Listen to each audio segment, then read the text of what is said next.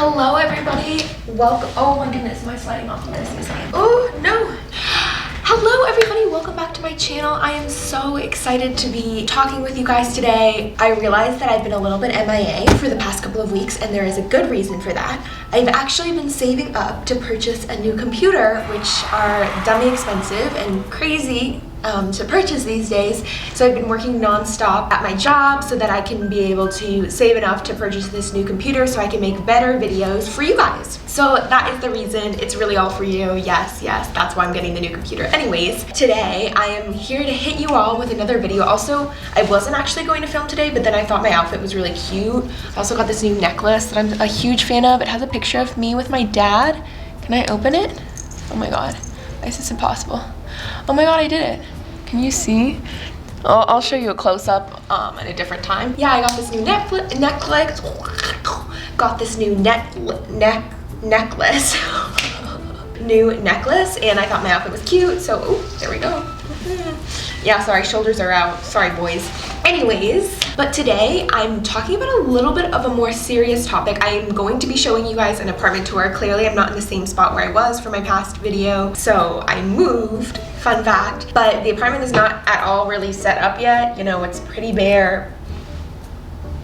That's pretty much it. So I'm going to wait and show you like the entire apartment tour once it's a little bit more made up. But today I kind of wanted to talk about a little bit something that's been going on in my life for a little while, and you know, talking about personal growth, loving yourself, feeling okay with yourself. Today we're going to be getting into tea. I don't have tea, I have water, but I guess that's kind of half tea. I'm going to be getting into some tea, I guess, about my relationship status and just life and how I'm feeling and all of that good stuff, because this might seem super boring, but I actually think it's really important for young people, especially young people who identify as female, young girls, to hear, because I feel like this is the common story for young girls growing up in the United States. I'm not sure how it is in other countries. I can't really speak to that, so I'm only going to be talking about my own experience. So without further ado, let's just jump into this video.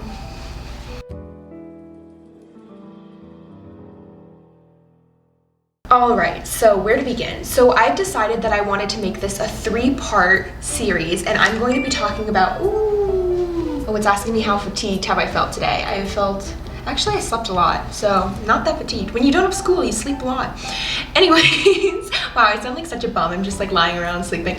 I'm gonna be talking about the 3 relationships that I had in high school, which were not relationships. I wanna be totally clear, they were not relationships. I didn't actually date any of these people, but some of them made me feel really badly about myself, and I'm pretty sure that other young girls have probably experienced similar or had similar experiences, so I wanted to talk about them and the things I've learned from them and the ways in which I'm going to try to better myself from the different experiences. Each one has kind of a moral that I've learned from, because each one were kind of different, and some of them were so crazy that I just felt like they had to be told. Also, for the sake of privacy and stuff like that, I want to respect these people's boundaries.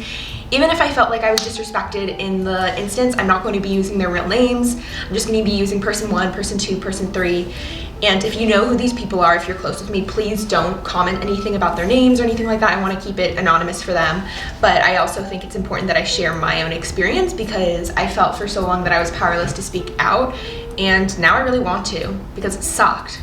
Yeah, and I want you to hear my side of the story. So yeah, let's do it. So as I was saying earlier, in high school, I was kind of really into 3 different people. Person 1, person 2, person 3, and it happened in 3 different sections, you know, kind of different areas. So the first was the fall of 2019, and looking back on it now, I don't actually know if I was really actually into this person because I was into this person, or more because I felt like I had to. Can we just stop for a second and talk about how so many young girls feel like they have to have a boyfriend or a partner in high school? Like if you don't, there's something wrong with you, because I definitely felt that way, and it was horrible. I felt like if guys weren't interested in me, if they weren't texting me, if they weren't hitting me up on Snapchat or DMing me, then there was something fundamentally wrong with my character, my personality, or the way I looked. And it made me really insecure about many things. I thought, you know, it's probably because I'm ugly or something horrible like that. And now looking back, you know, I still battle with those same insecurities. Sometimes I think I'm a little bit weird. I am quirky. I'm a quirky girl. Quirky gal, as my friends would say. But you know, I am who I am, and I love who I am. I think I'm a good person. So at the end of the day, that's what really matters, right? Right, ladies. Anyways, so I decided that I kind of like this one person, and I told my friends because, you know, I felt like it would give you some clout to like somebody, and they were all rooting for me. And I did not think this person would like me at all. And long story short, I'm gonna ruin the moral, the no foreshadowing. This person we did not go out, so they did not like me.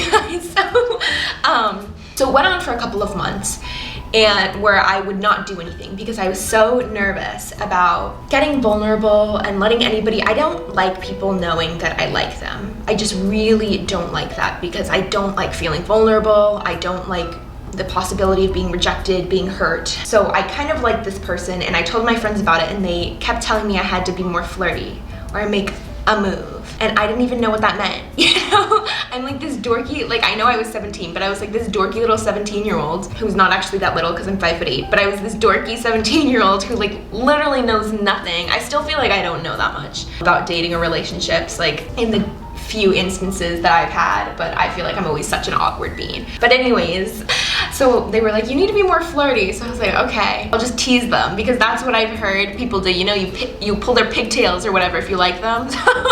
Wow, I have the maturity level of like a 6-year-old boy. Anyways, I would start being more flirty. My friends were like, you have to get his Snapchat. I was freaking out about that because I was like, how am I supposed to get his Snapchat without him thinking that I like him? Because then it gets into my whole vulnerability and everything. And ultimately, it just got to the point where we ended up becoming really good friends. And I was really happy with that because I like this person, and I still really like them as just a person. I think person number one is super funny and genuine, and they like, you know, cool things. They're into a lot of the things that I think are really interesting, and I'm kind of, I don't know, I'm impressed by them continuously. So if they're watching this video, you know who you are because, oh my gosh, my aunt is texting me. Hold that thought. Commercial break. All right, where was I? I had to text my aunt back because I'm setting up the internet in my new apartment, and man, that was a struggle bus saga. I did not know what the coaxial cable is, which I now do, and I couldn't find it anywhere. It's just like, you know, running around freaking out because I have meetings and stuff like that. Anyways, yeah, so we became really good friends, and if this person is watching this video, know that I still think so highly of you. I think you're a really great person, and I just wish you all the best. So sending you good love and vibes right now. And anybody who's watching this, I'm sending you also good love and vibes because this is all about loving yourself and feeling more comfortable. And towards the end of the year, like not the school year, but towards the end of the actual year is like getting close to winter break. And I was like, shoot, I'm not, like, I just hate this because I've been like flirting a little bit with this person, but not in a way that it's like really clearly I'm flirting. I thought I was flirting, but it's me, remember, the awkward bean. So I just decided that I was tired of waiting and that I just wanted to tell this person because I also had never been rejected before, not because I'm just that desirable, but because I really had never put myself out there before. And I decided that before college I wanted to get rejected once. I was pretty sure, like, I know that sounds so counterintuitive, but I had listened to this TED Talk or this podcast about this man who had done 100 days of rejection, where he asked people really silly questions to get over his fear of rejection. Like, he would go ask, instead of a drink refill, he'd ask for a burger refill. He once went up to a man and asked him for $100 just to ask. And that seemed super scary. And I thought that this seemed really scary. So I decided I would do it because I wanted to be braver. And I didn't want to go through life always being afraid to tell people how I feel or communicate with them. And I also hated not knowing. That was the worst part. I think feeling like it could happen, even though it definitely couldn't have happened. In retrospect, I was like, my gut was right. Like, they did not like me in that way. But just because I'm a ballsy person, I walked up to them. I had planned this out with my friends. I had called it, and they were like, you're actually insane for this. And I was like, yeah, I know, but at the same time, whatever. And so I found this person at the very last day before winter break, and I knew I wanted to do it on the very last day before winter break because I was thinking to myself, you know, I want to do this in case it goes horribly and we're not friends anymore. I'll have 2 weeks off to kind of recover and recuperate and get back to my senses because I'm still going to have a class with this person. But I didn't want to wait any longer because I'm also an impatient person. I'm super impatient if you know me well. And so I walked up to them, I found them. I'd like been asking my friends, texting them all day, saying like, do you know where this person is? I just need to talk to them. And they're like, okay, they're right there. And my friends all came up to me at the end of school and they're like, they're right there, go talk to them. And I was like, I'm not gonna do it. And then they were like, no, Maddie, you have to do it. And so I was like, I'm not gonna be a chicken, I'm gonna go do this. So I walked up to this person and literally, okay, I know this is gonna cringe, this is gonna be so cringy, but I think it's so funny. This is a time of personal growth and I will never ever do this again, I hope. But I said, hey, oh my God. It's embarrassing to even talk about it, but I was proud of myself. So I was like, hey, you know how I tease you a lot? Oh my God. Then I was like, yeah, that's because I think I like you more than a friend. Anyways, you don't have to feel the same way. Bye. And then I walked away. And I was like, and then my friends and I went out for pizza and we laughed about it. And the person did not feel the same way. And I was like, well, there goes that friendship. Glad we closed that door. And then everything was fine. We just acted like nothing happened, which I guess was exactly how I wanted it to be, because I'm still friends with this person and I still appreciate their friendship. But yeah, that was my first relationship experience. Well, not my first relationship experience, but my first relationship experience that I will be discussing in my 3-part series.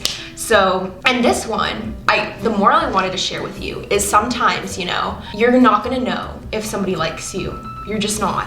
Like, you won't be sure, and it might feel like they could, and there could be a chance there. And the thing that I wish I hadn't done was waited such a long time, because I could have asked this person months in advance, you know, if there would be anything that could happen, and that would have saved me so much time stressing about what I wore to that class and all of these little petty, stupid little things. And also, if you know the person is mature, I would just say talk to them. You know, communicating is the best way, because I hate the games. The games are so ridiculous, you know, waiting 5 minutes to text them back, or watching if they make 10-second eye contact with you, or stupid, S-T-U-P-I-D, stupid. And so I guess that's the thing I really learned. And also I wanted to share that it's really, I know it doesn't feel this way, and you probably are just going to hear this piece of advice and be like, Maddie, you're ridiculous, why are you sharing this? But I promise you, A, it's not the end of the world to get rejected.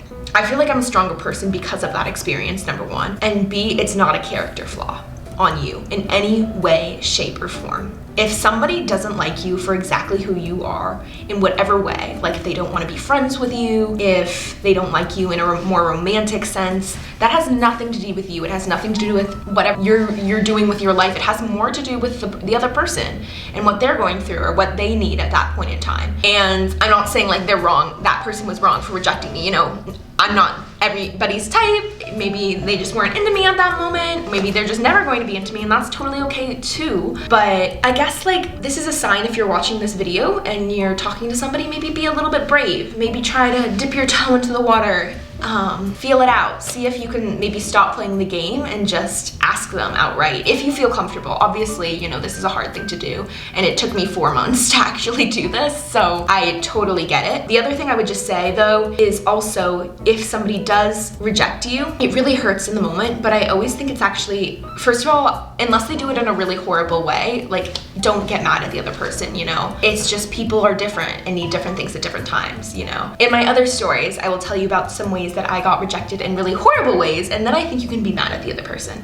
But in this instance, this was just 2 different people experiencing different parts of high school, and I think that's totally normal. But I just wanted to share this because this was my first experience, showing you how I'm a little bit of a ballsy girl, and I don't know, I was kind of proud of myself. I thought about this afterwards, and I think I'm more brave because I had this experience, and even though it didn't work out in any way how I had hoped it would, I think it's helped me grow and learn and become a better person and a more comfortable person in my own skin. So that's my moral.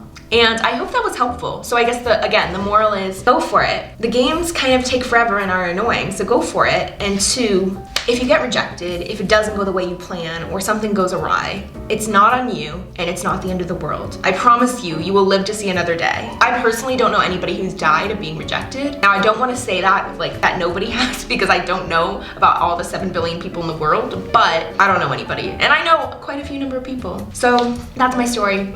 Thank you so much for listening. I promise more frequent videos in the near future, and I love you all so much. Bye.